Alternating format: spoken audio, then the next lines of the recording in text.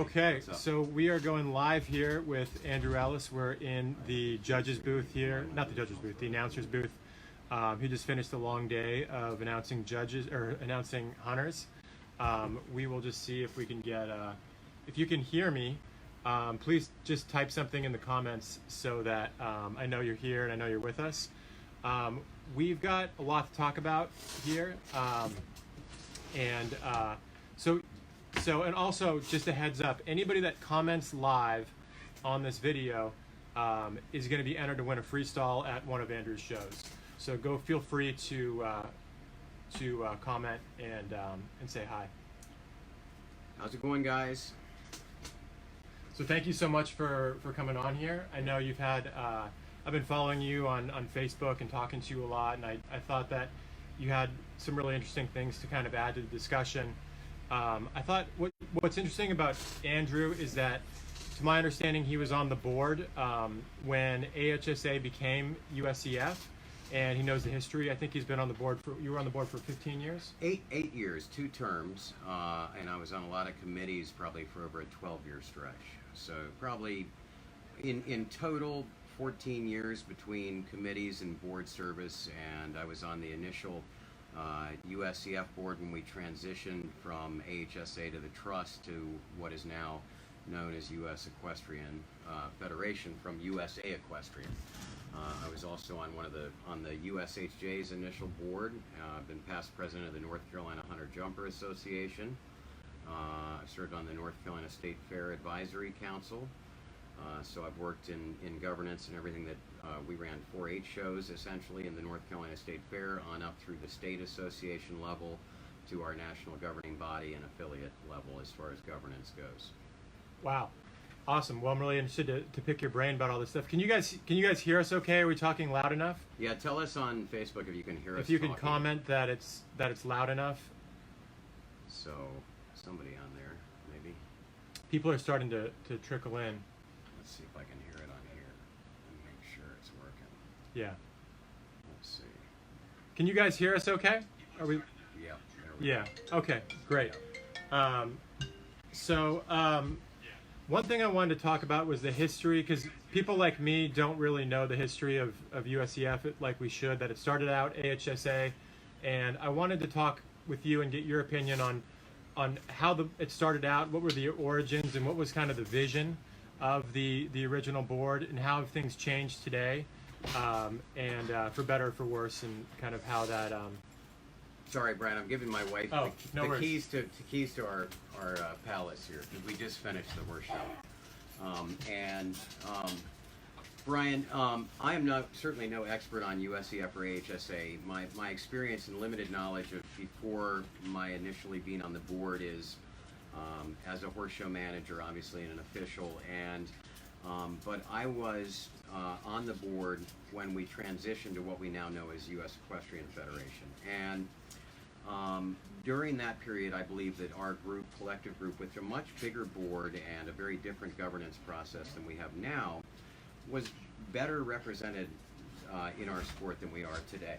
And what I mean by that is, with the bigger board, I just feel like the hunter jumper industry, had a better sort of system of being involved in our national governance. And over time, in the last couple of years, I know Murray Kessler had a different vision than David O'Connor. We rebranded U.S. Equestrian Federation, my understanding is, again, very soon after David and this whole group had undertaken a rebranding to become U.S. Equestrian Federation. We changed the logo, we changed everything sort of towards a more small vision, or a smaller group's vision, which I found not to be very democratic in the overall process. We had just gone through a major change, and as a whole, and a pretty well-represented group, we'd adopted this new vision that David and John Long and others sort of spearheaded.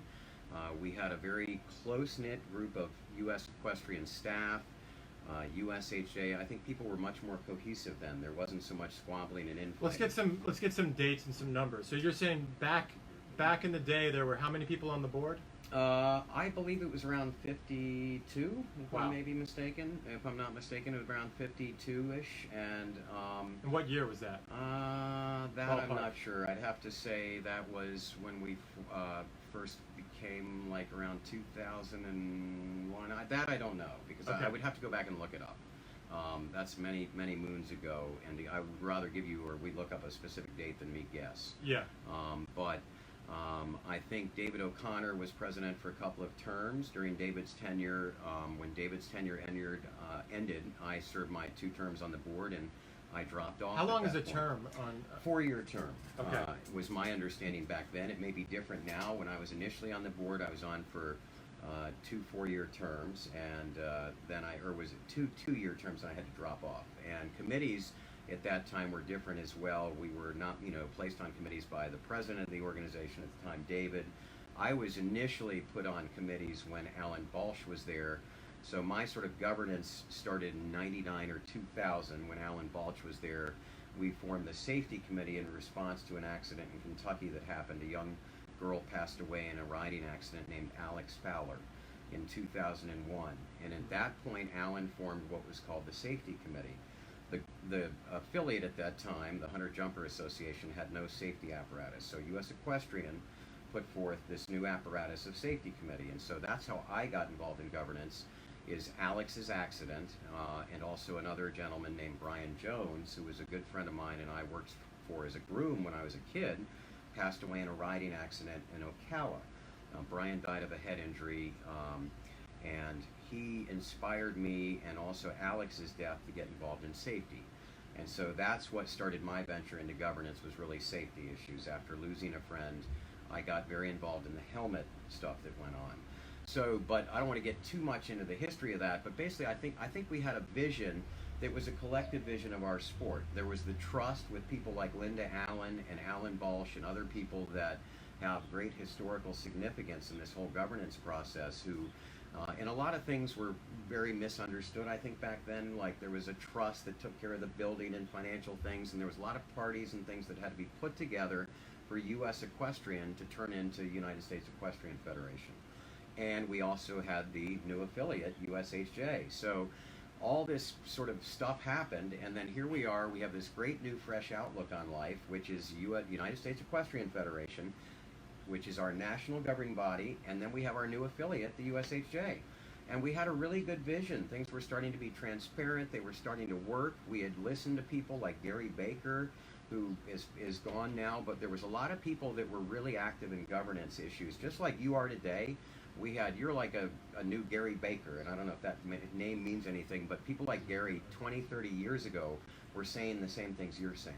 So a lot of what you're bringing up about having horse shows more affordable or having a different system has been going on for a long time. Yeah. They're fresh ideas in different ways, but the frustrations have been around for 40 or 50 years. Yeah. So, yeah. So here we are today, still sitting and talking about things we talked about 20, 30 years ago. Right. Why are horse shows costing so much? Why do the exhibitors not have this or that? And so this is sort of this continual cycle in our sport, which to me says we're still not where we should be.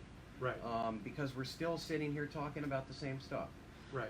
And I think from a governance standpoint, I am not an advocate, and I know a lot of people maybe at times read what I write on my page, and social media puts a whole different thing, a spin on life. I'm not an advocate of disbanding USEF or getting rid of USHJ. I want to continue to see those organizations grow to the point that I know they can. Yeah. I think we need a governing body. We need to protect the horses. We need drugs and medication. We need those things that the affiliates can't provide right now. So there's a need for this relationship. It's bigger than I think a lot of us imagine. And so that said, I also think USHJ, these things are all salvageable. And we've got to look at ideas like you have and other people, and hopefully they get heard and these organizations respond. Right. And adapt to what the needs of the membership are. Right. You know, and we don't want to reinvent the wheel. We want to fix the flat. Right. You know? And so one thing you were saying too, the big difference between the board now and the board back then is you keep saying transparency. Yeah. Because you said that the vision was that board meetings were going to be live streamed and open, and it was going to be more like, like when I went and visited England, I went to, I think it's the House of Commons. I can't remember which, exactly what it's called, but they were arguing. Anyone's welcome to just go in and watch them, and they're just arguing, and they're at each other's throats. Was that more kind of what you thought it was going to be like with 60 no, people? And not so much the arguing part is we actually had, it's odd to me. There was a much more cohesive, fraternal, loving, for lack of a better word, there was a much better environment. We had all come to the table after years of frustration. Yeah. And we all got together and we had finally said, all right, we've got a vision here, and it's here we are. And yeah. we had this sort of pearl that we fostered. And then we could take it forth to now. And it hasn't quite fostered the way we expected it, many of us that were on the board. And I've discussed this with other board members who, a lot of them are afraid to say things because they're afraid now of being kicked off committees or social media restrictions, that we can't yeah. speak our mind. Right. When we can't speak our mind about a democratic organization that we pay for, we've got a problem. Right. And transparency, to me, I know we're involved in litigation, and I know that the Federation has very competent counsel and people that protect the Federation and that has a lot of assets and responsibilities. But that said, when litigation, strife about drugs and medication, or frustrations seem to outweigh us moving in a positive light, it's like, guys, we're missing all the good stuff because we're so focused on the bad. Right. And transparency, getting back to sort of your question, I know when I left the board and left my involvement in governance, there was a strong push that our committee meetings be open unless they were dealing with litigation situations or other situations that may be a hearing committee or something like that. But general committee work and a lot of this stuff, we've got all these great yeah. things. We've got this great federation with all this marketing and yeah. social media, and they're able to come here next week and broadcast the championships. We're not using this to our full potential. Right. Our members, we're busy. I mean, one of the things I will say is most horse people, we're busy. Right. I go from horse show to horse show. It's my life. I can't take weeks off to go anymore to committee meetings and things. So my way to participate is social media. Yeah. And I'd like to sign on and watch the Drugs and Medication Committee discuss what they're doing to fix the issues we encountered 2 years ago. Yeah. But I it's think easy, just like this. Yeah, you just you know, live stream it, and everyone can Yeah. connect and chime in. I feel sometimes like governance and involvement in governance is a little bit like owning an upper level horse. It's so expensive, it's prohibitive for the average member to be involved. Yeah. To go to a convention. For me, I gave up my judges cards and a lot of my governance because I simply could not afford to drop horse shows in the wintertime to go to clinics. I have to survive. I have a family to feed. If I could continue my education like I do when I went to EMT Academy via online, Yeah. I would get judges cards or I would get a steward's card. But the system is not there yet. We're not really, for all the money that we've sort of spend on all this stuff in this new building we're building. Yeah. We should be doing a lot more for our members. Yeah. Somebody asked, is the governing body a board of businessmen or horsemen? I can't answer that. I know that at times I may seem negative about issues with the board or USEF, and it may be my own personal frustrations. I don't know everybody on the board. I know that the president of the board, Murray, had a vision he branded and is pushed on us. I believe and I'm aware from press releases that he's now running a big company in Europe or in Ireland. So I would wonder how he would have the time, given our sort of crises that are going on, to attend to our needs as a membership. As far as whether or not the board's businessmen or horsemen, I don't think anybody on the board's doing anything unethical or gaining in a business sense. I think that maybe our board's not representative of our sport. Now, I'm speaking purely from a hunter-jumper standpoint because I want to champion for my sport. I know there are other breeds and disciplines involved, and so it's a much bigger picture than just me. And of course, I'm selfishly, like many of us, going to speak about what I'm passionate about. And there's so many different breeds and disciplines, and my knowledge of the current board makeup, I guess, would not be, I wouldn't be able to say whether they're there for business or horse purposes. I hope they're there for the horse. Yeah. Basically, what you said is things got thinned down dramatically. It was 60 to like 12 now. Right, or and they like did for a reason. And I know that because of the way USOC things have gone and other requirements, the board had to be culled down. And I understand that, but I'm not sure that's the best thing for us. And sometimes I think as a sport, we're so motivated by the high performance and the upper levels in our governance that we are neglecting this level or the lower levels. And our membership monies we collect, for example, at the horse shows I manage in Virginia, the big three at the Horse Center, Yeah. we collect a lot of money for the USEF and the USHA, upwards of $20,000 a week. A lot of that is a pass-through, but it's a lot of money going from my people, and I champion my people. I'm here for the people I work for, the community at the Horse Center. And when I see the day-to-day struggles of those people, what it takes the single mom to drive in with her kid and show. Yeah. Well, because your wife's a horse trainer, My wife's right? a horse trainer, Yeah. and she's worked her way up from virtually the trenches as a groom and a young girl with aspirations. She's done it all on her own. Right. And she hasn't had a silver spoon in her mouth. And it's given me a whole different perspective. Yeah. Being married to a trainer who struggles and works hard gives Yeah. me a whole different look of the way I manage horse shows. Yeah. So, if that makes any sense. Somebody asked another question. Hang on just a sec here. So somebody asked about the high cost of horse shows, AA shows, and some of those things and the cost. And what I do want to add, which I've read some of what you're working on, and I agree with a good bit of it. I believe in our sport there are very definitive levels. I think that in terms of premier or AA horse shows, we have what we consider boutique or really sort of upper level, and I'm sort of talking more in terms of the hunters. Yeah. We can separate out the high performance and the big Longines jumpers and the Olympic stuff into sort of a different area, because that's the stuff that does follow under FEI, USOC, etc. Yeah. But for what I see every day in this market, we have this sort of great boutique horse show market going on.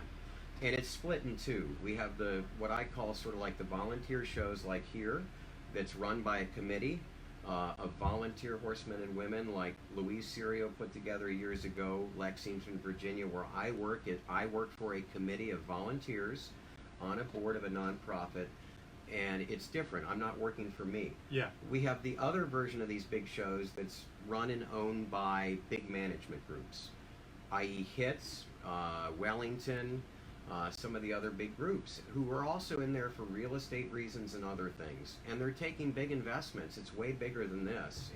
I mean, look at Wellington, for example. Yeah. That's a whole different ballgame, and one I'm not really exposed to. Yeah. I'm exposed more to this level. So, but at the A level, and I have people kind of getting back to her question about cost who will Yeah. come to me and say, Andrew, why do you charge $250 at the big three horse shows for a stall?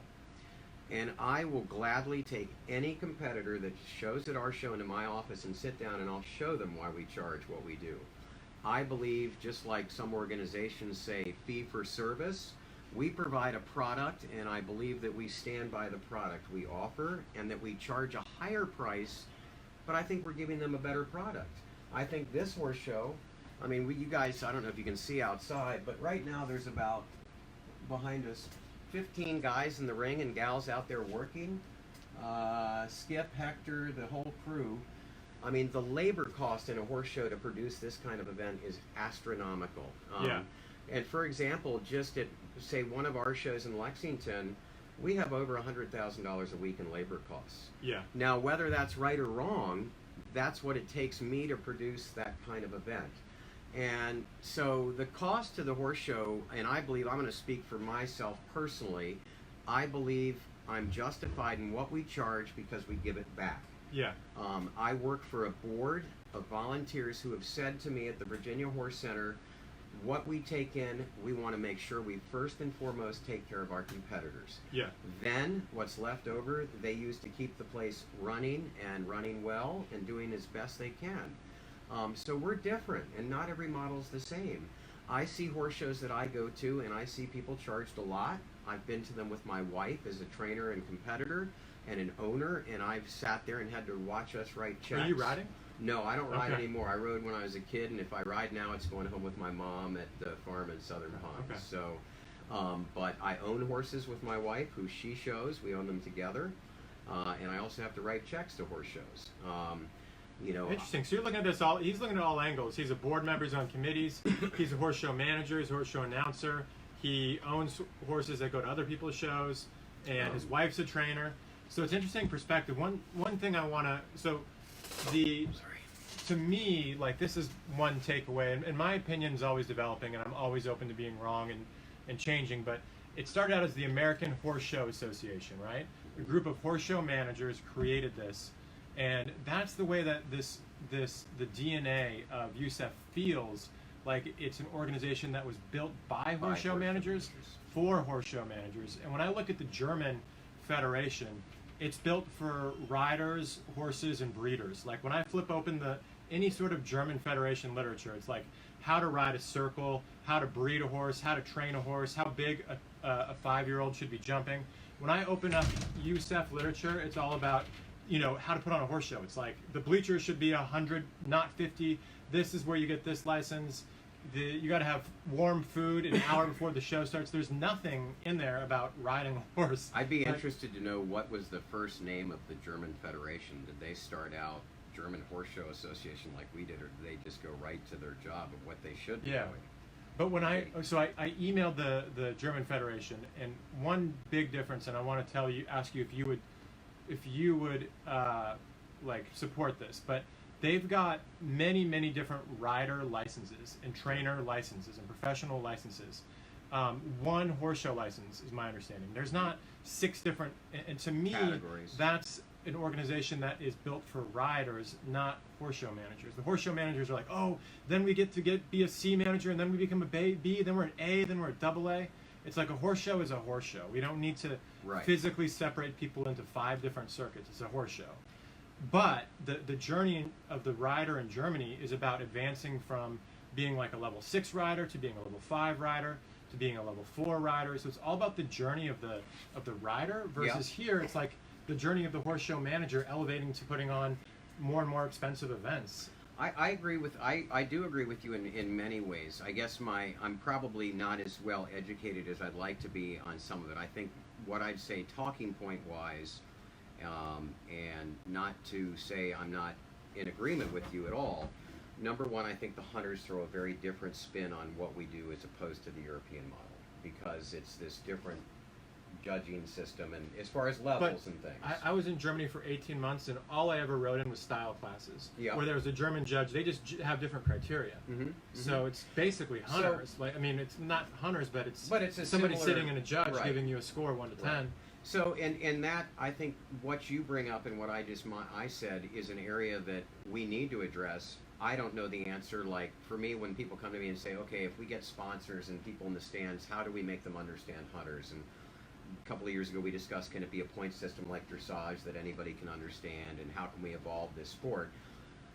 I probably personally don't have enough to really say that I have an opinion about what you just said about the German model as opposed to ours. I will agree with you and say that I totally agree. Our organization was started as a horse show association by a small group of horse show managers, and I think very wealthy, sort of blue-blooded socio-economic upper crust back in the day in New York. We need to change that DNA of so elite horse show managers counting points. We need to evolve into an organization that is promoting breeding, promoting riding, promoting training, and is more for everybody. Why can't 2 horse shows run same dates? If one is volunteer and one is a large that's management. something that I think we both agree on. So date, I am not, and probably I am in the minority. I am not a fan of the mileage system as it is. I understand why we have it. I believe we need a system to protect the horse first and foremost. I believe that unfortunately in life we have people that abuse systems. I think that we have to have a responsible solution that if we're going to do away with the date system, what has to happen is a solution has to be provided that does protect people for some of their investment, because I think there's people that have built farms and built careers and lives around our system, and to just say what you guys have done for the last 80 years is adios, we're going to do this, your investment's gone. We're talking people that have taken little farms, and I think of somebody like Timmy Hott, who's a guy in Iowa who started like I did, working horse shows. He and I believe his wife, and I've never been there, but I've heard that these two went to an area of the country that doesn't have a lot of shows out in Iowa or the Midwest, and I could be even saying the wrong state, But they went in and took a family farm, turned it into a nice horse show facility, took a huge risk, and provided an area of the country without a lot of shows as sort of upper level experience. Yeah. And so those people that over the years have taken that investment, I think we always have to be cognizant to say, as we're moving forward, let's not forget about that investment part of it, whether it's sweat equity or monetary equity or whatever, because there's people that put a lot into bringing things to parts of the country, just like you're passionate right now. They did, for example, I would say. So you think know they what I should? mean? Do you think that USEF should protect them? I'm not saying because protect everybody them. makes every business owner Everybody is makes an investing in their business. They don't need a governing body to protect To them. protect The them. reason why you invest in your business is so you can have a competitive advantage in the marketplace. Exactly. Now, So I'm not saying. I mean, well, and let me expand a little bit more. So I think, and I'm not saying we have to protect these people tooth and nail. I'm saying we have to consider what they've done in formulation of a new plan or a new whatever. We just have to listen, and we have to understand that there is a lot of history and a lot of people over the years that put a lot of blood, sweat, and tears into this industry. And whether they're right or wrong, or we look at it differently now, we have to always say to them, hey, we're listening, we're learning, we're evolving. And that's just should be done no matter what. My other point is, how do we do a system that makes sure that you or I or my wife and I can't show here today and tomorrow we're throwing our horse on the trailer and we're going down the road 2 hours and we're doing another show and then we're going up the road for points somewhere else, and that horse is then getting medicated because it's getting its legs run off. We're chasing points, and we've got a whole nother system of problems. That's a whole nother problem. So we've got to, first and foremost, and even before protecting anybody's investment, is protecting that animal. Yeah. That's the number one priority, is how can we make a system that protects the horse so that we don't run its legs off chasing points. And that goes back, I think, to looking at the German model. I think just eliminate horse of the year. Well, and switch to a totally different format. A different format. The problem, and I'm going to see both sides because I totally agree with you on a lot of these things, but is we have a sport laden with tradition, and it goes back a long time, and we have things like we're sitting at right here, like Devin, that I can say for somebody like my wife, while I see her side as a trainer on the expenses, I know that in her life, her dream was to show in this ring right here. And 5 years ago, she came here and she won an under saddle and she got a 4th or 5th in the handy. Yeah. And that was her life goal.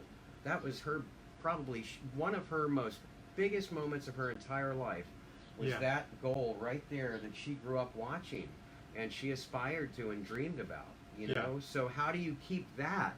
And I also want to say, just because this level we're looking at right here is this upper level, it doesn't mean that everybody should be at this level. It doesn't mean every person in our federation has a right to compete at Devon at this upper level. There has to be in sport, to me, 2 separate levels. There should be an upper sort of level. Look at the World Cup in soccer right now. Not every soccer player is getting on that turf, okay? That's the best of the best. And I believe in our sport that we have in our A premier system, we should have these nuggets like this that are the jewels of our sport. They're what people shoot for. They're what the little girl grows up who does the lead line, who says, I want to be in that ring just like McLean or Beasy or whoever it may be. Jen Bauer Sox today, who won the big rider bonus. And so I don't want to lose that. I don't want that kid to lose that. But I also don't want that kid not be able to enjoy horse sports because they'll never make it to this level. So where do they go? Where there's this whole other group. And so it's a really complex animal in my mind because there are so many good things about our sport like this, but there's also part of the sport that's left without this. And how do we attend to them? But sort of back to what the person was asking earlier about the expenses, I think that, and let me sort of just sum this up. From my exhibitor glasses, when I go with my wife to horse shows, I look at what I do at my shows and what I experience at other horse shows. And for example, I went to one horse show and we went there and our stalls flooded. They charge a premium price for those stalls. Our stalls flooded and we spent about $1,000 on decorations, mulch, bedding, and other things. The stalls were a premium price. During this event at which the stalls flooded, I was back at the barn every day. Not one member of management came back and said, "Hey, we're sorry. What can we do to help you?" There was no attentiveness. It was almost like, that's the way it is. And I'm thinking to myself, I watch my wife and I bust our butts every week, and we want to support horse shows. And this was a show in our area that we love. But we're there spending our money, our hard-earned money, and we're paying a lot to be there, and there's not a lot of service back as far as the management end to us as exhibitors. So I see that part of it where people get frustrated and they say, we went to a show, we spent $2,000, they didn't even care that we wasted $1,000 on betting. It's like customer care, basic customer care. I want to say to some people, just like some trainers need to go to business school, some horse show managers ought to go to business school. Or wake up. I mean, what's the buy? You go to a restaurant, you have a bad meal, you complain about it, and somebody comes out and tell you the manager comes out. Customer service is lacking in our industry. That's a big part of it. So while I see, and I could get into my view on a lot of things. I don't want to stray from what you're getting at, because I get what you're getting at. But I think we have a lot of frustrations in our sport that the exhibitor who says to me, why am I paying what I'm paying to show, not getting much back? It's a frustration. I see that. So I take that experience myself and I try to do better with my shows. I know that when people come to my show and we charge them $250 for a stall, or their average bill is $700, $600, $800, that I can justify what we charge them. Now you look at that and think that's probably a lot, right? To show for a week, but I think it's all relative in what you get. What do you get for the dollar? And I totally get it. Our system, and I'm not trying to defend as a manager and say, Brian, our system is fine. It is broken in many ways, but it's fixable. I don't know if the entire canvas has to be wiped clean and repainted. I think that we have some very good people in governance, employed in federations in our NGB. I believe we have good, enthusiastic people like yourself. I believe we have managers who want to do the right thing, who want to change, and do see it from all sides. I mean, this horse show right here is started by a bunch of exhibitors. Louise Serio and her group are professionals, amateurs, and people that ride who said, we want to have a nice horse show in the Pennsylvania area that's world class. We have Devon, we know that, but not everybody goes to Devon. And so these ladies and gals and the guys took a plunge and they started a new thing. And that's what we need. We need more rider, trainer, I think, put on shows. But they're blocked out. Because they can't get a date, and that's what I want to talk about. Because there you go.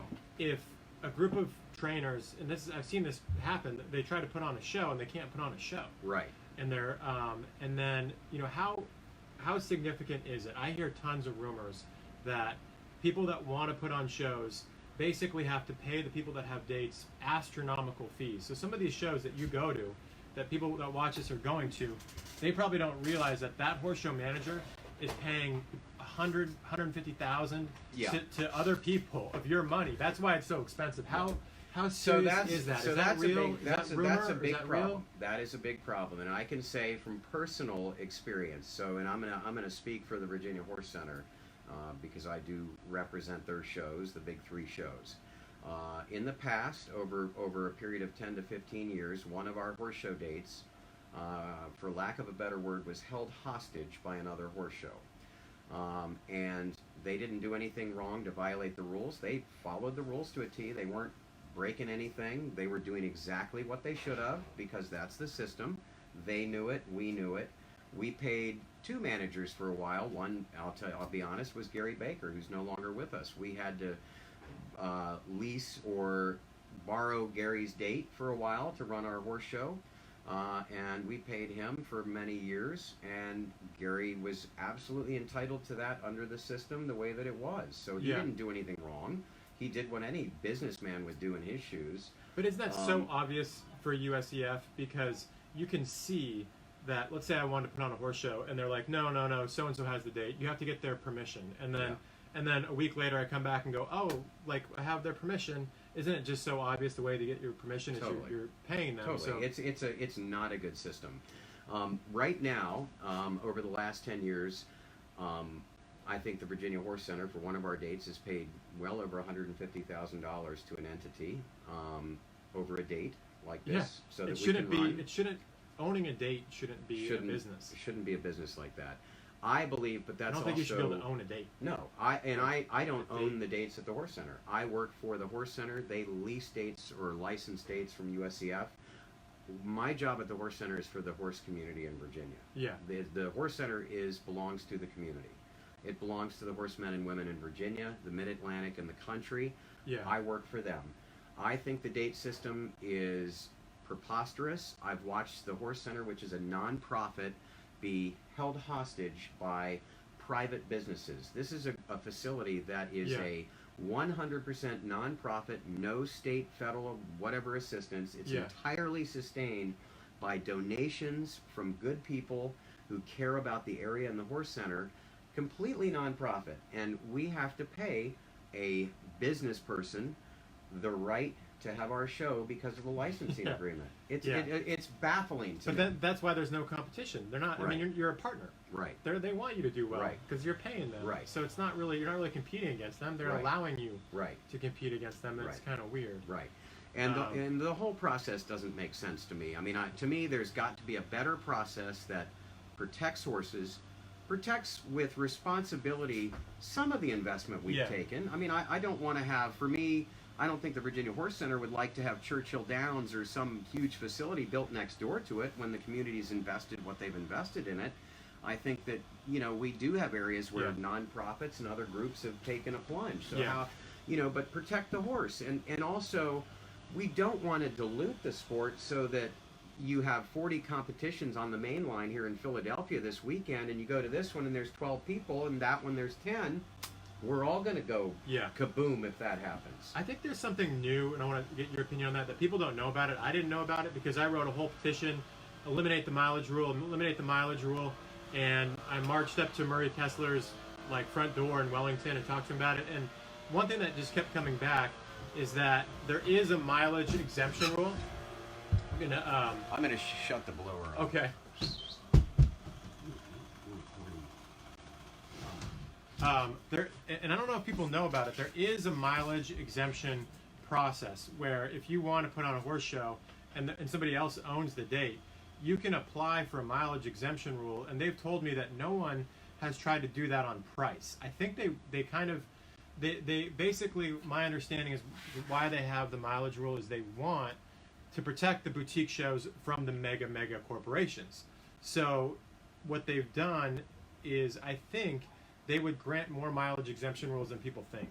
If you wanted to, if trainers wanted to put on a show, or NorCal, I've been telling NorCal this, or the local clubs, if you're look, we want to put on a show, we want it to be affordable, we want it to be A-rated. Right. But there's no dates left in dense places like the Bay Area or there's no good dates left, so we need a date. I think that USEF would give them one. I don't think people are trying, and I want to encourage people to try that and document it. Put it in my group. We're trying this, and let's see if they give it to you. But I think they will. Right. I think they will. I do believe, and I have not talked to probably Billy Maroney, and I know there's good people there that have said, and I don't probably understand the process well enough, they, from my recollection and speaking with people, they encouraged us as managers at the time to use this process. Yeah. And I think you're right that it has not been $500. Yeah. It is, and you know what? It's a little bit. I think some of the processes, even if you don't get it, even if you don't get it, but a lot of the processes as a manager, and I don't want to say we managers, but we do get annoyed at a lot of the laborious paperwork. And a lot of the fees, and so I'm required to, if I want to go out and get a new date or challenge this, put up $500, and then I'm going to run a show, and I'm going to send 10 grand of it to the USEF as a pass-through, and you kind of feel a little overtaxed at times, if that makes sense. A lot of people feel that way. Yeah, and so, I think that you're right. I wish more people would take the plunge. It's a big risk, and look, I think one thing we have to kind of How is it a big risk to file? Well, I mean, let's be perfectly honest. It's funny. I was talking to somebody the other day. They said, "Hey, we were addressing familial relationships in the horse shows and nepotistic relationships. And I said to somebody, the reason a lot of us get into this sport is because we're an engaged person or an announcer, or, you know, a lot of us, this is our lives and our families. And so we grow up in this, and, you know, it's running horse shows for the most of us is a passion, a love, just like yours might be riding, or doing what you're doing here. I don't run horse shows to get wealthy. I run them because I love them. It's a great way for me to channel my energies and what I like to do. I can share a passion with my wife's business. My daughter is a horse person. My mother, my stepfather, both riders. My sister, a rider. They work horse shows. My sister works horse shows. So there's this big connection. But I don't think anybody, even at this level, even though we're sitting here at Devon, I don't think anybody's getting really rich running horse shows. I think some of the bigger, and that's where we get into this separation. We've got to separate the big company who is laden with land deals and other things, and I'll say it, and I'm not saying this in any biased way. We'll talk about Palm Beach, we'll talk about the Hits Group, we'll talk about the Ohio people. Those are three very big corporations that are not running shows like I do down here. They have a big machine going on with multiple properties, multiple events. They're like a Disney World of horse shows, I mean, for lack of a better word. Not to say that they're good, bad. I think they're part of our system. I don't, you know, I worked at Palm Beach this winter. I had a great time. I thought it was a nice show. You know, so it's a very different thing. I think we have to really kind of look at it as those big kind of groups, and then you got these boutique shows. And the people that run the boutique shows, for lack of a better word, and I'm not sure if boutique's the right word, but let's say the AA premier type horse show that is not got the backing of a major horse show management corporation behind it, we're not making tons of money. I make I make a good wage with a hard living. You know, horse show life is not that glamorous for us in the management. You know, I'm sure Jeff Teal, who runs this show, when I get here in the morning, he's here and he's been here a while. And he's probably still down in his office working. And I guarantee you he's not walking out of here with $1 million in his pocket. You know, it's a hard job for a hard-earned dollar, and he probably does it, I'm not going to speak for him, because of his passion. Like I do. I know that I could probably go do something different and make more money. I went to school to get a degree in substance abuse counseling, and I decided, you know what, I love the horse shows better. I can apply what I learned there here, and I went back to what I love. But, you know, so I think we have to be cognizant of the fact, and in social media, everybody's real quick to say, well, the horse show managers are making all this money. That's not necessarily true. You know, there may be some groups that are making money or charging, and let's say there's some groups that are making money. Let's say we also have a problem with horse shows. I don't think it's a bad thing that you're making money. All I'm saying is that fair money. That, we should be able to compete in the marketplace. Absolutely. I should be able to put on a show, and I should be able to charge whatever I want. And you should. And if I make good money, that's great. I don't want to put on a horse show, but why not? It's just I don't know. At the moment, it's not my. You know, the sad thing is, for me as a manager, I see issues like you bring up, and I see competitors' issues. The sad thing. Can you guys hear us? Can you hear us? Okay. Lost feed here. Hold on. Let's see. We still on, guys? Can you guys comment if you can still hear us? Lost feed. Oh, there we go. Okay, cool. So I think that in terms of the horse shows, you know, we have a lot of good people with a lot of issues. I kind of view the horse show industry like our country right now. It's kind of in a whatever you want to call it. I don't want to get into politics, but it's in a position to go many different directions. And if we can bring people like yourself, competitors who have good ideas, management, and people back to the table instead of pushing them away, listen to their ideas, and come up with valid solutions. I mean, Brian, we've been talking about the date issues for 30 years, okay? At least I know probably 97, 98 when I got involved in governance. in North Carolina, and then on past that, we were doing the same thing you and I are doing right now with people. We were talking about the date system not being fair for new people to come in. So for myself, I'm 49 years old. Now, it took me well into my late 30s to be able to get to manage a horse show.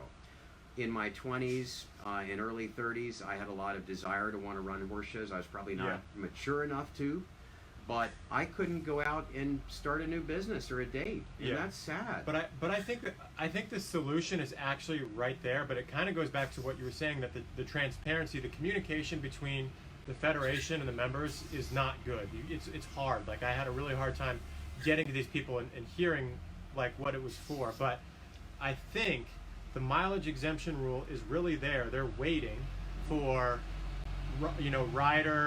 riding clubs to put on their own, because I found there is a demand for affordable A-rated shows. That's what everybody wants, and no one's figured out how to do it in certain areas.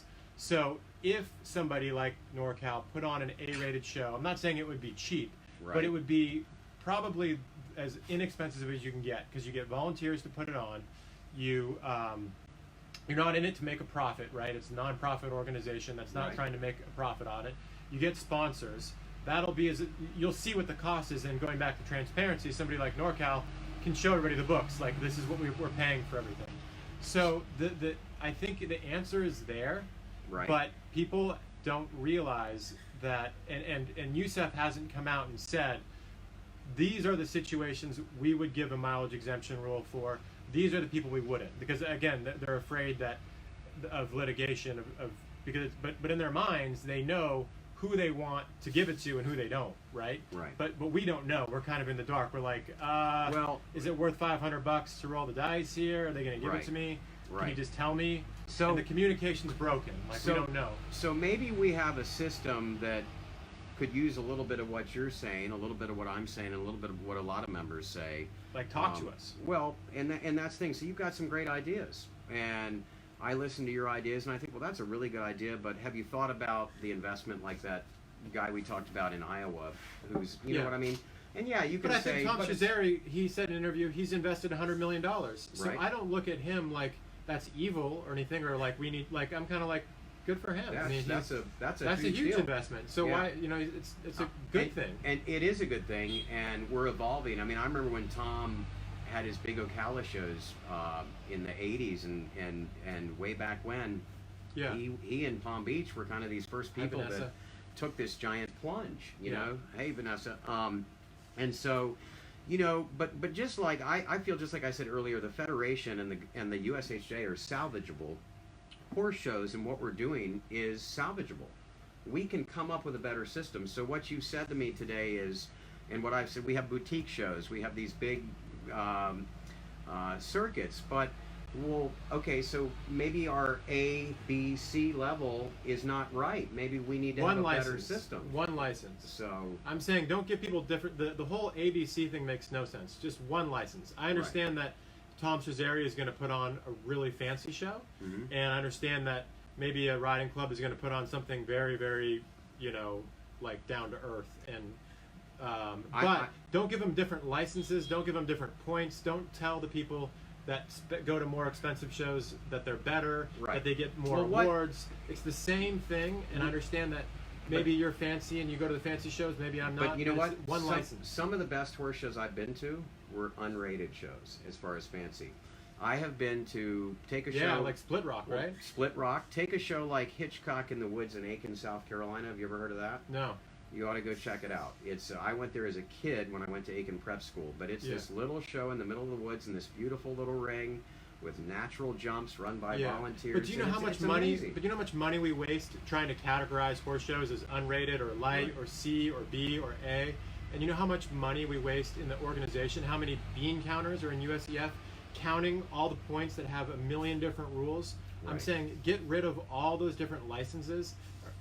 There should be different rider licenses, but get rid of all that money we're spending counting points and make all the shows recognized under one license and make it easy to get a license.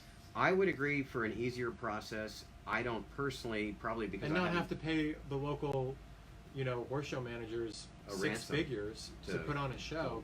Because that, I mean, if you start off the bat, you owe somebody $100,000 before you can even put on a show, and then you see all these little fees, right? When you're paying, you're like, that goes to that little fee, that like random, like nomination fee, or they make up, arena fee or something. That's to pay the guy, right? Right. Like $50 a horse. Right. You have great points, and for me, in talking to you today, like kind of in summation, you have a tremendous energy, as do a lot of people with a lot of great ideas.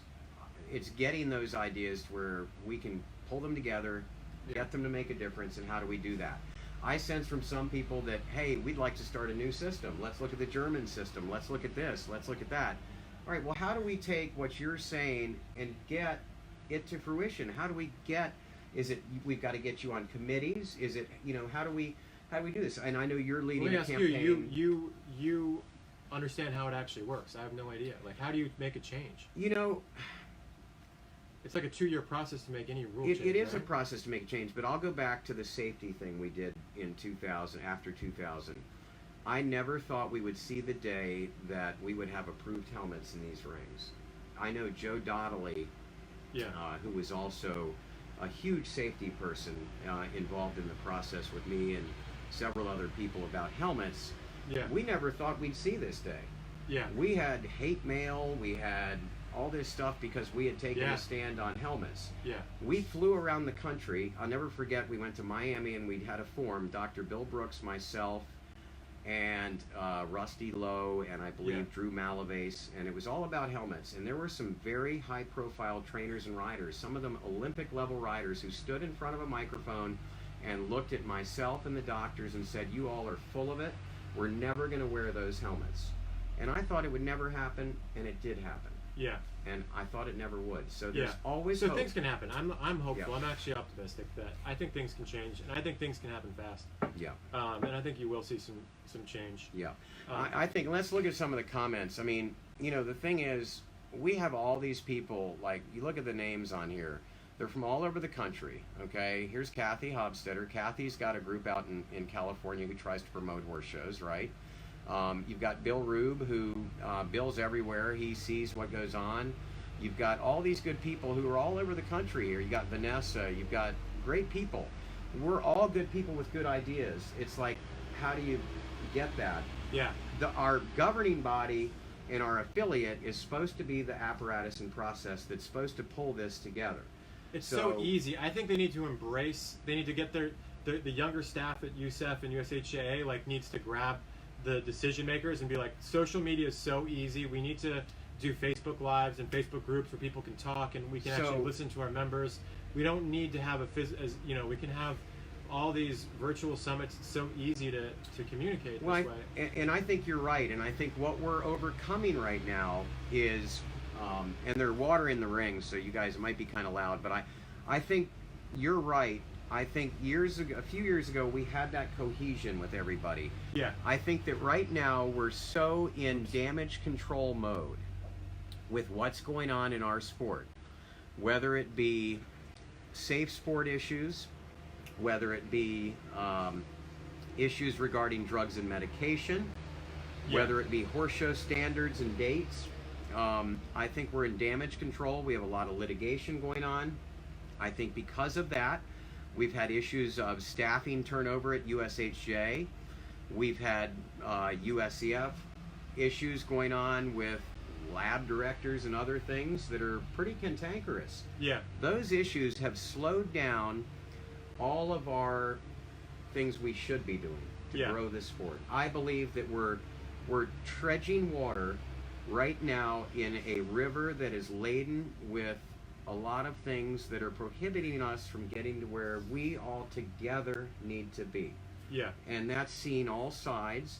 Also, I want to add, when I just talked about some of these people, every part of this country has different geographical needs in terms of horse shows. You said it yourself, the Bay Area, California is unlike anywhere in the country horse show wise, because you've got the coast, you got the desert, and then you got this great stretch of country with nothing, and You know, so you've got a different model there than what you have up here. Right here in Devon, I know that they could probably have this show.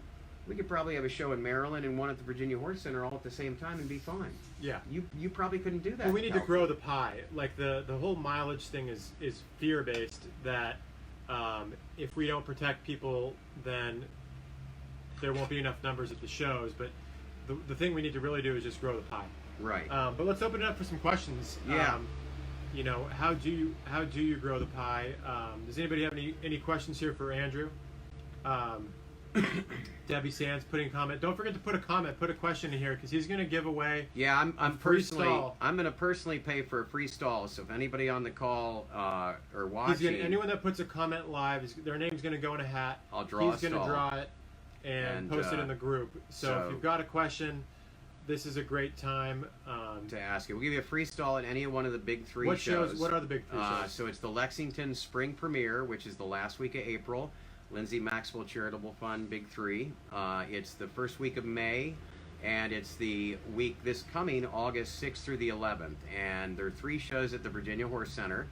I'm not sure a lot of people from Virginia will be on here, but if they are, we'll give away a stall. We'll draw for it. And we can't sell the stall like licenses. So you got to use the stall. So, but ask some questions. Yeah. You know, Kathy asked in California, and I think what we're doing is you know, there's a little bit of sort of like, I guess, guerrilla warfare in the trenches here. It's a little California's bad. It's with a the tough dates. area. Yeah. In terms of if you want to put on a show in California, better be ready to pay. Isn't that right? I mean, I don't know. That's the rumors I hear. You know, my experience in California. I'm from California. I worked at Santa Barbara for several years. I am too. For there. Yeah. But I have not done any shows in California other than at Earl Warren, so I have very limited physical contact with the shows there. I know a lot of the people that work them and managers, and you know, I sort of see from afar. I will say it just seems like a very different animal than what I deal with on the East Coast. What do you mean by that? What does that mean? Well, I think, like I said, geographically, you're so different than we are. You know, your density of people is concentrated in that LA and below area, then the Central Coast, and then you've got that NorCal area. You've got very sort of split up areas in that part of the country, whereas up here, we're, you know, it's like looking at a map of the country. I mean, where the population is. It's I think dictated by geographical accessibility. I mean, why can I have a show in Lexington, Virginia? They can also have one in Lexington, Kentucky. Even though it's pretty close, the mountains separate us, and it makes a divide that we don't affect each other. You know, so there's a lot of different factors that go into it. I think, what's happened in California is that the facilities, like you were saying, they can't make enough money. Right. So other businesses that make money have taken over. So you got less and less facilities in California because it's gotten so expensive. And then all the dates seem to be taken. Right. And the mileage rule is huge, right? You might get 200 miles of protection in every direction. That's bigger than the whole state of California, pretty much. Sure. If you take the whole surface area, and California is so dense, it's the same mileage as in Montana, right? In Montana, there's not that many people. Okay, maybe it makes sense to protect 200 miles. Not in the Bay Area, not in LA. So that's why it's really hard to get a date. The people that have dates, they can lease those dates in California, and so that's another reason why. I mean, it's expensive to do anything in California. If you want to put on a horse show, it's going to be expensive no matter what. But then if you have to lease a date on top of, controlling California real estate, then the people in California are are really feeling price gouged. It's not as bad in Maryland. So I'm from California. Everybody was feeling really, really price gouged, and just paying $2,500 a week. So, but let me Maryland, they're not that mad. They don't understand. Well, and I was thinking about that earlier. So tell me this: in California, and I don't know the model as well. I know that they have various associations. So I want to use North Carolina as an example, where I used to live. We have A shows, AA shows, and we have no real B and C shows. We have in North Carolina what are called NCHJ sanctioned schooling shows, or C shows we call them in the state, but they're not USEF. We have and I think Virginia has a good program called the associate shows. And in each of these states, we have very good state associations that run programs like you're talking about. California, to me, is a different animal, and I don't know enough about it, but in North Carolina, We have really good, affordable C shows. Triangle Farms runs them. Sedgefield runs them. Back in the day, Triton. I'm not in North Carolina as much, but Yeah. these shows they're 2-day shows, Saturday, Sunday. A lot of them are at places where you can stable. The stalls are $65 for the weekend. Yeah. The entry fees are less than $100, and it sounds like these locales do have sort of what Yeah. you're saying, and they're feeders to that. But I'm just saying, upper level. why make it feel like a lower level just because it's cheaper? Like, why can't you pay Well, $100 and crank the jumps up and have really good horses, really good riders? Should everybody at that level be jumping bigger jumps, though? That's where you get into. So I'd have to disagree with you in saying that everybody that competes in horse sports should be able to show in this kind of environment, or affordably show in this environment. No, I'm not saying. I'm just saying, don't give this show a different license Right. than the show where I trailer in, tie my horse to the trailer, get Right. off. Don't tell me that I'm at a C show, because that just tells me that I'm at a lower class. Okay. Because I don't want to pay. I don't want Right. to pay through the nose. So if you pay through the nose, you're high class. Well, If you just want to show up, but in Germany or Right. in Ian McFarland. So I worked for Green McFarland. His son is in Holland. He pulls a $1.50 horse. We should put the video on here. $1.50 horse off the trailer, rides beautifully, pays $40. It's one license, so that show is not like, they don't tell him he's at a C show. He's just at a horse show. And so why is it that if you want to jump big, ride well, you have the show is so much more expensive and it has a different license? Well, I think that's where the split rocks come in and things like that. Maybe Well, a Split little- Rock is maybe a probably little on my bit. side. Like what is up with these weird licenses? We're putting on a show. I'm not. A show I'm is not, a show. I'm not in disagreement with you, and I will say I make a conscientious effort now to get a word from the way show, Peacock show, and we compete. This is a competition. Yeah. And I have tried myself, and I know that years ago there was a group at USEF who wanted to get rid of the word show, and wanted us to, and I've tried to, and I agree with it. I think when I Yeah. watch what goes on, this is competing. Right. And I tell people all the time, I had a lady who came to me one day at my show, and she said, well, isn't the customer always right? And I looked at her and I said, no. I said, you're not, I'm not. And I said, this is a competition Yeah. with a lot at stake. And I said, it's not Burger King. Right. I said, it's not you get your hamburger your way. My job as a manager is to run, Yeah. first and foremost, a fair playing field. It's a competition. A safe But- place. But that's the problem, because these people feel like they're at a resort, and Right. that you're there to like wipe the sweat off their brow and serve Right. them orange juice before they walk in the back gate and tell them they're amazing, Right. and have them feel like they're at the Four Seasons. Right. Instead of, you're right, it's a competition. Like Right. in Germany, there's a little clock going, and you better get in the ring or you're scratched. They don't care. All right, It's like, get in the ring, go in here. Here it's like, look, the people are like, I paid $2,500 to be here. You'll wait for me. I know you'll wait for me. I'm going to take this call, and then I'll go and compete when I'm ready and I feel like it, because the customer is So, always right. you and, bring up- and you will wait, and you will. You bring up a bigger societal human issue of entitlement that tends to be at times associated with higher levels of socioeconomic wealth. I don't think you're bringing up a horse show specific problem. I think you're bringing up, it's like somebody said to me one day when I wanted to talk about addiction, somebody said that has nothing to do with the horse show world. I said, actually it does. We make our world better, it makes the world better. Yeah. And so I think what you're saying, Jessica, let loose. yeah. Jessica's like, I don't want to bite my, can I say what I want to? No, you guys say whatever you want say it. on there. That's what he's saying. Like, we should be able to discuss and say things, and maybe I Yeah. say the wrong thing, and I go back and say, I'm sorry, I didn't mean to. Yeah. I thought about it, I said the wrong thing, but like, let's speak our minds. Right. Like, so, Jessica, let's see. Don't hold your tongues back. Lynn Long, because if not, she's going to have jumper heights from Crossrails from 15. I mean, and that's a good thing. What other show or what other activity can my daughter or you or any of us compete on the same grounds with an Olympic level athlete or the top tier of our sport? Can the soccer players that are the Pee Wee League players be playing on the same turf as the girls in the World Cup right now? Maybe if they go to a clinic occasionally, they can get close to those people. But this is one of the only sports where somebody at the lowest level can be at the same competition with the highest level. Yeah, but that doesn't make sense, and it's not right. But Like, it what happens. I'm saying is, okay, so the way that we organize our riders now is by tax bracket. We say, listen, we don't care if you're doing the Crossrails or if you're jumping $1.50, but if you're willing to pay $2,500 a week and you're making 7 figures a year, then this is the show for you right here. It's not about your ability, it's about your tax bracket. Now, If you don't have that kind of money, then we'll put you at a C show or something like that. Again, you could be a great rider, but you're a C show. Whereas what I'm saying is that it should be based on your level, like in France. Okay. The A shows are only for level 7 riders. Okay. Go to A shows. All right, so that makes sense to me. So take a time out. Let's use Palm Beach as an example. So let's say we get away from Palm Beach as the most expensive place where you go sit in the sponsor club and have a table for 10 grand a week. So let's say we go to a level system where any rider who's level 4, for lack of a better word, is eligible to compete at Palm Beach, level 4 and above. Okay, so if we look at those.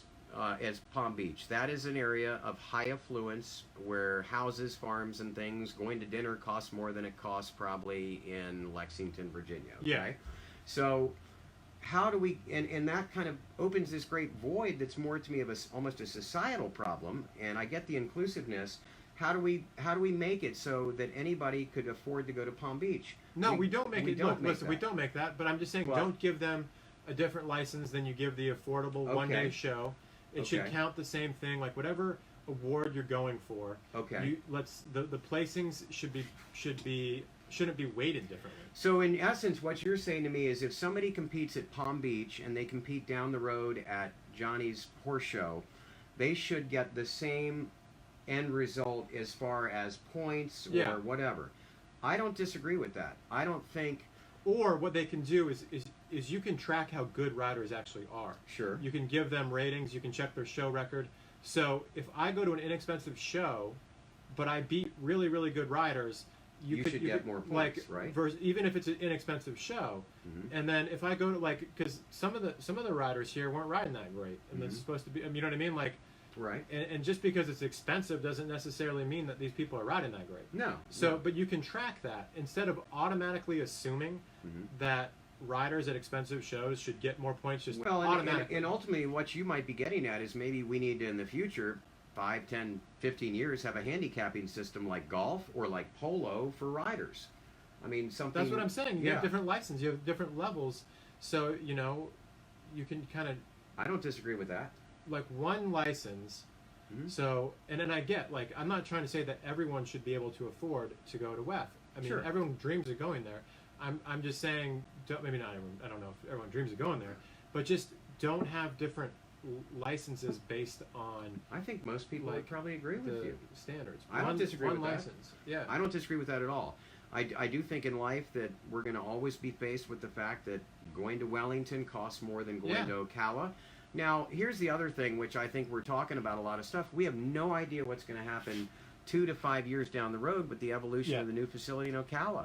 That's going to be amazing. Let's talk about Lisa Abrams. Does USEF, USHJ require a certain number of classes in each division to be offered at rated shows? I noticed that there are more 3 foot and under riders, but always, I mean, like that. So, and tell me her name again so I can respond to that. Lisa. Lisa. So Lisa, at horse shows like the one I'm at, we have, or the one I do in Virginia, we have a certain number of classes we have to offer over a certain number of days in certain divisions.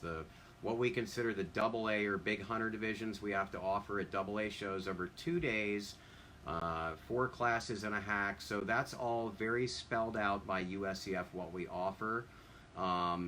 Managers have very little leeway, I think, in what we offer in terms of our rated hunters. We have to offer the basics. A lot of the basics we don't make money on. Horse show managers, if anybody opens a prize list and computes what the high performance hunter with 3 horses makes a manager, they're going to see we're not making it. Where we are making our money is, and I'll speak for Lexington, and what we've tried to do is identify where our strengths are and concentrate. So in Lexington, in August last year, I had 56 pre-child adults at a horse show, a AA premier horse show. We had 705 stalls. We had roughly 500 and some entries, and 56 of those were in pre-child adult. Yeah. I mean, and I remember years ago at NCHJ when we talked about that, people referred to pre-child adult as subterranean hunters because we didn't even want to have them. Now we make the most money off of those divisions. So you'll see people that come to the A show and they'll say, well, why do you have pre-child adult at Devon or at Lexington? Well, that's what enables us, under the system, right or wrong, those divisions enable us to pay for these big hunter divisions we're required to offer. So whether we managers like it or not, we're saddled with that. I mean, I think you need to drop the requirements and allow managers to just fill whatever demand they have. It's like, why waste everybody's time and offer a division that nobody wants? So Jessica feels like your answers make her feel like that her dad has to be a CEO, mayor, or a rock star before anyone would recognize her talent. Because it's true. I mean, you look at the top sport, it's like you got to be a CEO, son or daughter, or a trainer's kid. Or so I don't think that's true. I think that's our personal feelings sometimes because of our socioeconomic challenges, and sometimes there's class and affluency that we fight. And I'm gonna speak for my wife and I. And what was her name again that asked that question? Jessica. Jessica. So I'm gonna use my wife as an example. My wife started as a groom, worked for some very good horsemen and women. She taught lessons at St. Timothy's School in Maryland. Her parents are not wealthy. They're a hardworking family. She bought a small farm and turned a goat barn into a riding barn. She specializes in young horses.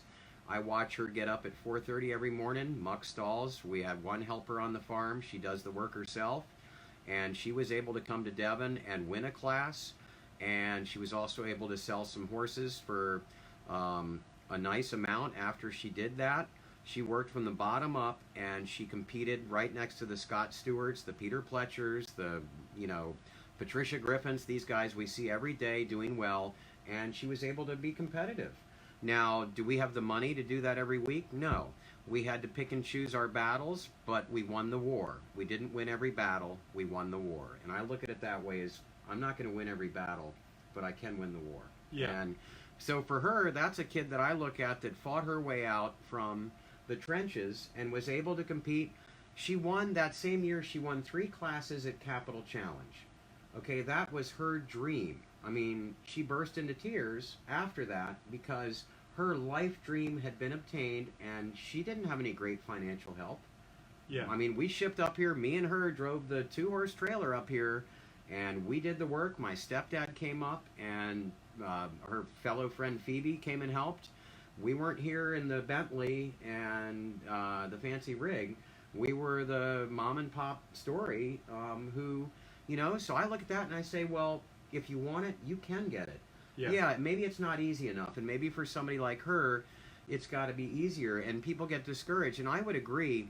And here's another thing, and I'll equate this to my own situation. Years ago, I worked in Texas, and I worked for Peter Pletcher, who was a partner in some horse show dates. And I would get flack, much as I do sometimes up here, about certain people being involved with shows or that own shows, that they get extra things or whatever. Sometimes it's not that there's politics involved, but in Texas at the time, Peter Pletcher had the most clients, the nicest farm at the time, the nicest horses, and he really rode well. Yeah. And for that matter, it's just like if my wife competes here with Scott Stewart, who has 4 in a class, Scott's got 4 times as many chance as my wife to win that class. It's not politics. It's because Scott's business model and his riding is so good, he attracts those owners to his business. It's not a slight to my wife. Yeah. He did his business that way. My wife took hers the other. Yeah. It doesn't mean that my wife can't have the same chance. She probably has a lesser chance purely on numbers alone. Yeah. But I think anybody, and I'll say this too, I know people in Virginia. I can think of a couple amateur owner riders and other people, and I'm going to use another example. There's a girl named Casey Evans, who's from Virginia Beach, Virginia. Casey's a local girl who made it big this year at Devon. I don't want to say local because I don't want to whatever her. Casey's got a good business, and she's a great horsewoman and a good friend. But that's a girl who probably wasn't on the radar to come here and do well at Devon. She came here this year and, got great ribbons. This is a girl from, down east in Virginia with no different means than me or anybody else. Yeah. She came here and she hung with the best. And that's a feel-good story that should inspire other people to think, you know what? Yeah. I can get to that. I think there are. I think people do say it's a billionaire sport, but I think there are a lot more $80 champion stories out there that we need to promote. And like everyone's got a friend that, like I saw Kathleen Sullivan was on here, but when I was growing up, she was riding a great horse named Cowboy that she got off the track for $1. Right. And she did really, really well with that horse and was doing. I remember she won a $10,000 AO Classic one time in Oregon. But are we handicapping the horses too? The best rider is not competitive without a great horse. I love that we're already implementing the riding levels. In Germany, like okay, so I'm just modeling Germany. In Germany, you're trying to advance levels as a rider, and it's actually backwards. The best rider is a level 1 rider.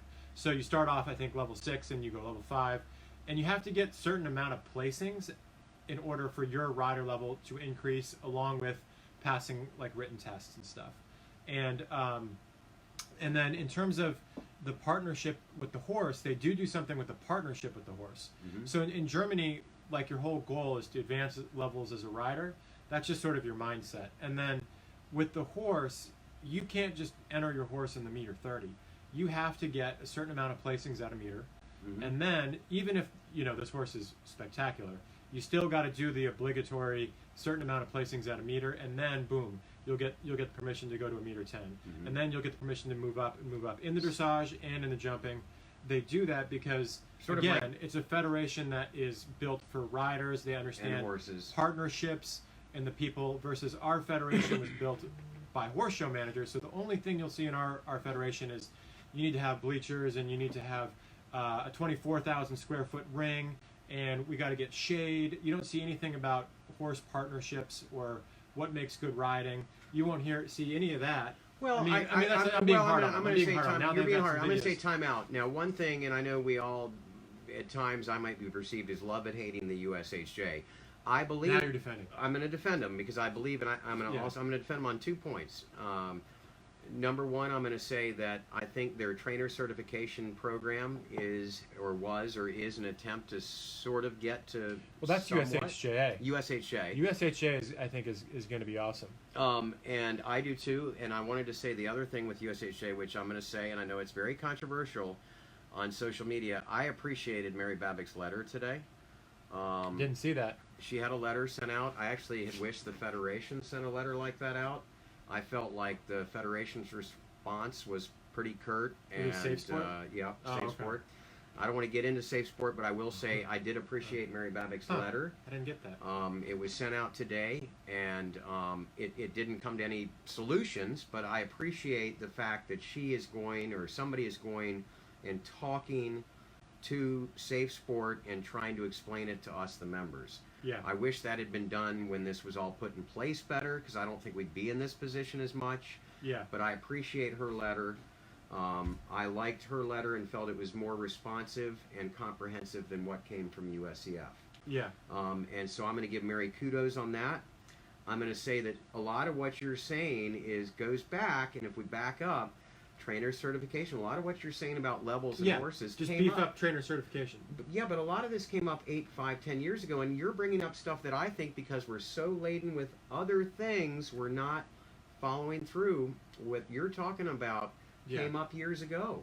It's stalled. I think it's coming. I mean, yeah, I've had good conversations with Mary about it, and I think it's coming. Yeah. So, Caitlin says, I don't understand why is there such a huge difference between affordability between here and Europe, and that's like what we're all talking about in the group. It's like, come on, it's not like a third world country. It's Europe. No, Europe is different though, and you and I were talking. I mentioned my wife also. We sell and we import horses from Europe, and occasionally I will advertise a European horse we've imported for sale. Yeah. And I will get a negative note from a friend who's maybe a breeder in America saying, "Why aren't we selling or buying American?" Yeah.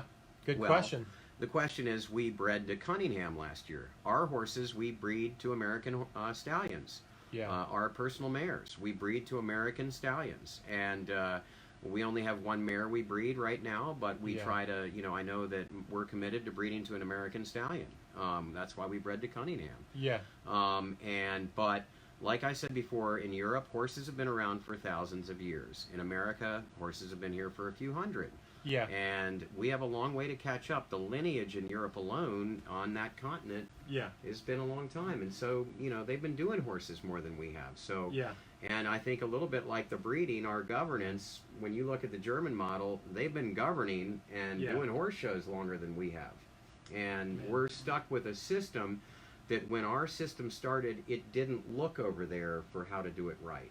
Yeah. We did the best we could. So, I got hammered. I bought a bunch of good European mares, and I tried to breed them. And some people on this call have been helping me with the breeding. I'll give you guys an update. My mare, I went to breed her, and instead they found a tumor on her ovary, and they removed it. Mhm. It was not cheap.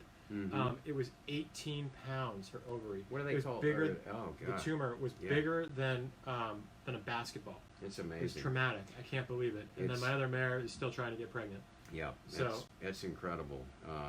It's incredible. But, I think that I recognize that we want to promote breeding in America, but I also realize Is the that... government behind breeding programs in Europe?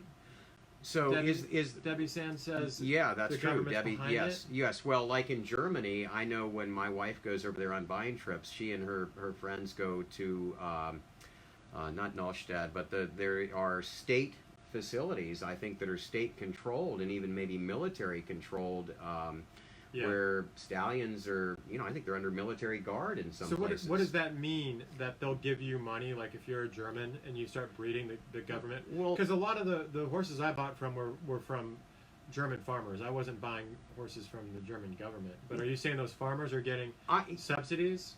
Yeah, I don't know. I know. I wish my wife were here because she goes to Germany a lot and has a much better perception of it. But Yeah. I don't know enough about it other than to know that I do know there are some government Yeah. connections to some of the farms we've. So we've Debbie's been saying to. exactly that the government will help subsidize breeding. Mhm.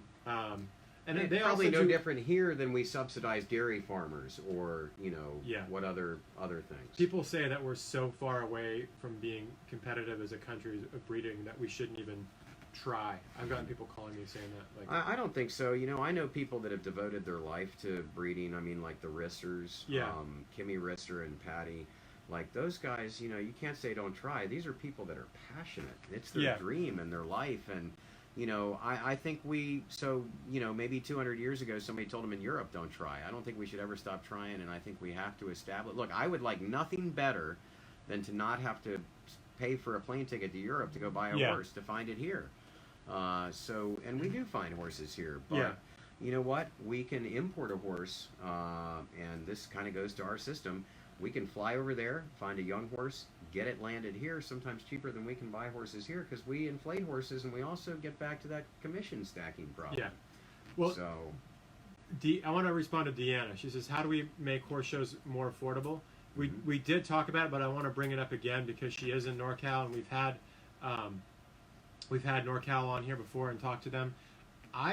Excuse me. I think there's a huge opportunity for riding clubs like NorCal to put on the show themselves, to get a date through the mileage exemption rule, to get volunteers, to get sponsors, and to put on 4 shows a year. And I don't think it's going to hurt the other managers the way that other managers are terrified. I think it's going to grow the sport, and it's going to bring other people in that are staying at home. And the same way that when I'm baffled by that, though. $1,200 now. So I base our shows in Virginia, which are big premier shows with Grand Prix, on average entry fees. And my average that's why I'm entry saying fee- California people are pissed. That's Maryland, double. they're not that. That cost, if that is a correct figure, is double what it cost to show at our premier show in Virginia. So that's double. If that's your average entry fee, $1,200. That's what I'm saying. Like, for somebody that just wants to jump a meter, Right. it shouldn't cost Shouldn't cost $1,200. that. You should be able to just go jump. That's 3 foot. Yeah, Why? it shouldn't cost that, and that's baffling. And it shouldn't cost more to jump I higher have to either. I wonder understand if that. California has its own problems exclusive to the West Coast, because when I see that figure, and I think a lot of horse shows, people have to understand, first of all, let's address the basic point of stabling. Stabling is sort of the basic driver of how we pay for our horse shows. We do not make money, say, on running the high-performance hunters with 3 horses. Yeah. Horse shows pay for themselves off of stabling and other things. Horse shows like this, boutique horse shows, also have to exist with sponsorship. And that's a whole nother topic. I mean, You look up behind you here and you see Taylor Harris, Contractor Nation, Horseflight, all these sponsors they get. Those are sponsors connected to the horse show world. Yeah. We're not getting the Coca-Colas and the beers and the NASCAR sponsors. We're getting people associated with our sport. And for the most part, I think that's where 99% of our sponsorship comes from. If you look up there at those banners, Yeah. every one of them is connected to somebody who is connected to the horse industry. Yeah. And that's where, to me, we have to focus on. But when I look at that $1,200 thing, I think that's incredible to me that it cost her twice to show out there than what it cost her to show in Virginia. Yeah. That's The baffling. The crazy thing, and Lynn Long's got a great comment here that all the Europeans want to be cowboys, and reining's picking up in Europe, and they're importing reiners. So I like that they're buying reiners from us, Right? and at least we don't have a trade deficit according to that. Well, And, I want to give people a but I don't quick- know. Are they paying what we're paying for the jumpers? Like, are the reiners going for? I think I don't know They much might about. be. I don't know, those but reiners are getting. well, and expensive. let me add a caveat for everybody here. And I'm going to say this frankly. I would say this to any competitor that comes to our horse show, and I'm going to use our show, a AA premier horse show, which is run by a nonprofit like we do in Virginia that I work for. One horse show in expenses can have expenses of upwards of $300,000 to $400,000 in a week. Wow. I will have a staff of over 60 to 70 people per week in Lexington. I will rent Wow. 5 tractors. We will rent 2 water trucks at several $1,000s a week. I will have 60 hotel rooms a week at over $100 Yeah. a room. But So what the can you, expenses. what can you make though? What can they make? Can you bring in So like, um, 600,000? no, absolutely not. 400,000? No, in a week? No, not So in you our risk model. $300,000 to make what? 20,000? I'm without a budget in front of me. I will say, because I think working for a nonprofit, this is public information, and I think we are pretty transparent at the Horse Center that the horse shows at the big 3, those 3 horse shows make well under $100,000 a week. One of them makes well under 50. I don't have the exact figures here. The funds that those horse shows make help run and keep the doors open Yeah. on that facility all year Well, long. you got to have a big emergency account of cash, because if nobody shows up, you still have to pay all those people. And that's So a you big got to thing. be it's high risk, high reward. Well, we ran Leslie. because where else can you make 50,000 a week though? Right. That's Because true. if you know how to take that risk, Right. and you are a private entity, then Right. these horse show managers could be making 50,000 a week, Right. 100,000 a week. Right. I don't think that's crazy. I think I agree with you. And so I'm saying, like, in a typical week, your wife, the horse trainer, doesn't have an opportunity to make $50,000 Yes, she does. in a week. If she sold a horse for that much. That's true. That's true. And now, look, I'm not going to point out names, but my wife had a horse one time that was for sale years ago. She showed as an amateur, and that horse that started as a $25,000 investment for her sold years later for $250,000. Yeah. Yeah. And then it sold for $500,000 when some more commissions got involved in things. So, Yeah. you know, there's the ability in that way, but that's a rarity. I don't believe that happens all the time. And that's But a do you think whole- that the horse show managers can make 50,000 like clockwork?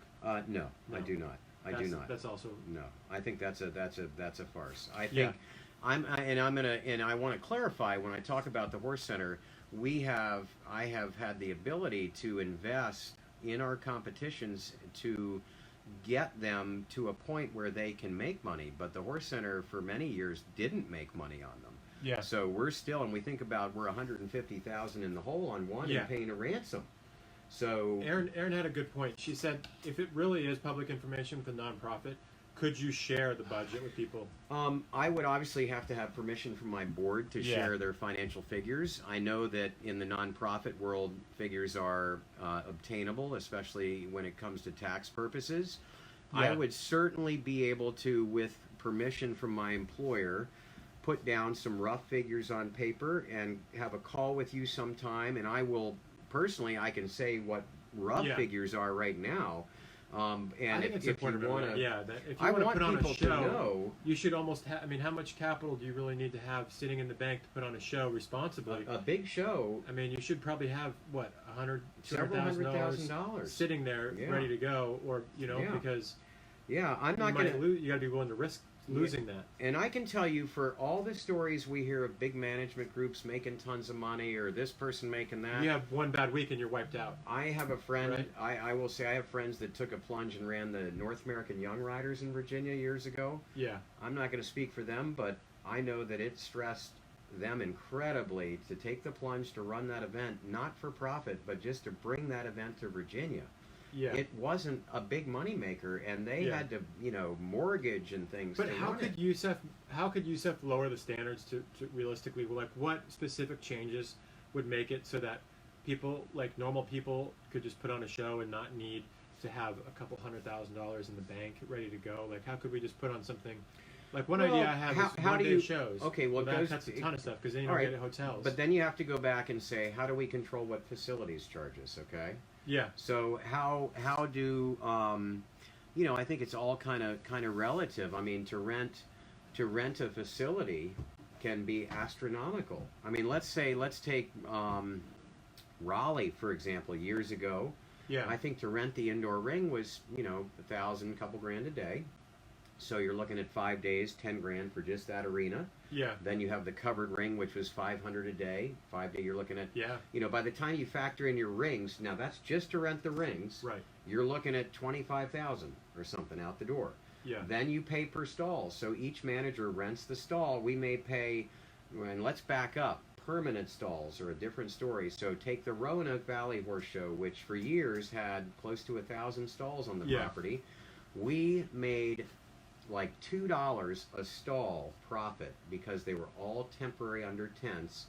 They cost us like $250 per stall to put up. right, So we had no profitability in our stalls. That Right. horse has survived on sponsorship alone because it could not make money on right. stabling. Well, we need to acquire real estate. USHJA or USEF, they should be acquiring real estate. They've been around. They're doing $30 million a year at USEF. Do you trust them to USHJA. acquire real estate? USHJA? Well, Well, somebody, like we as horse people, we need to come together. We need to acquire the real estate. Otherwise, we're going to... I think you sort of have that. You have a national, for lack of a better word, you've got a national sort of headquarters in Kentucky around, I think, what we consider Yeah. our flagship facility. Who owns that facility? I think the state of Kentucky. To me, I think of the Kentucky Horse Park as sort of home Like base Federation-owned? for Federation. Yeah. And I don't think the Federation would want to own it because facilities are like boarding barns. They're not money-making operations for the most part. Yeah. Horse show facilities, I don't know one, and I think we can separate the Ohio facility because that is owned for and run by a person with tremendous means behind it. Okay, that's not the normal situation in our sport.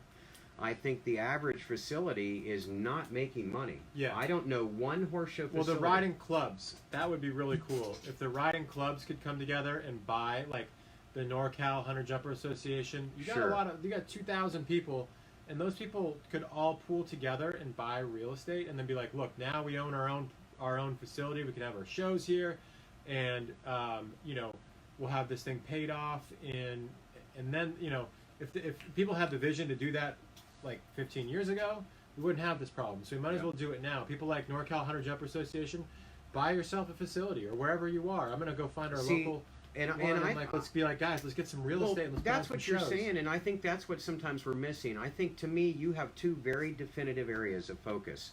You have our upper level as comparing to the German model and this and that, and I agree with you. But we also have a lot of apparatus in place, like NorCal, like the North Carolina Hunter Jumper Association, like, all right, take in South Carolina progressive show jumping. Have you ever heard of that? Rick Cram? Rick Cram started his own thing down there called PSJ. Yeah. And it catered to a market that maybe was not able or up to the A level, to people that wanted more bang for the buck.